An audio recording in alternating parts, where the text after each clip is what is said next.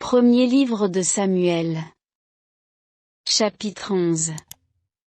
Nahash l'Ammonite monta prendre position contre Yabesh de Galad.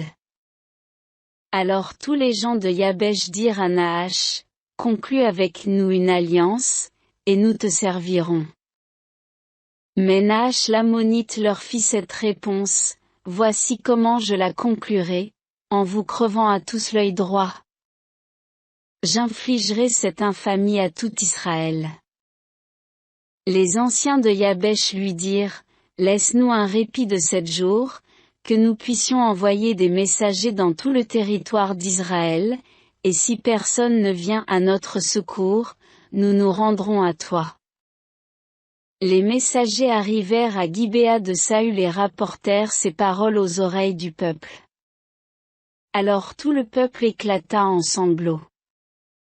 Or voici que Saül revenait des champs derrière ses bœufs et il demanda, qu'a donc le peuple? Qu'a-t-il à pleurer ainsi?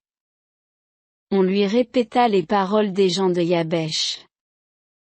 L'Esprit de Dieu s'empara de Saül quand il entendit ces paroles, et il s'enflamma d'une grande colère. Il prit une paire de bœufs, les dépeça et en envoya les morceaux dans tout le territoire d'Israël par l'entremise de messagers qui dirent, celui qui ne partira pas au combat derrière Saül et Samuel, voilà ce qui arrivera à ces bœufs. La terreur du Seigneur s'abattit sur le peuple, et ils marchèrent tous comme un seul homme.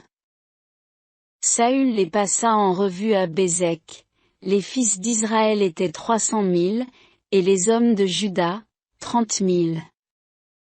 On dit aux messagers qui étaient venus, transmettez ceci aux gens de Yabesh de Galad, demain, quand le soleil sera au plus chaud, vous aurez du secours. Les messagers vinrent informer les gens de Yabesh, qui s'en réjouirent.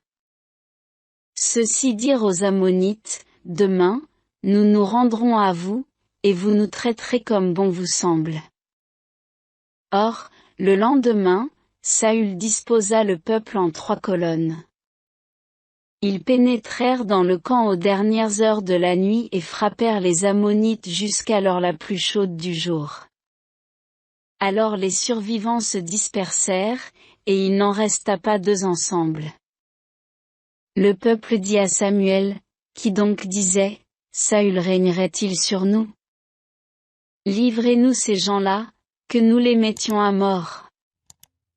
Mais Saül déclara, on ne mettra personne à mort en un tel jour, car, aujourd'hui même, le Seigneur a réalisé le salut en Israël.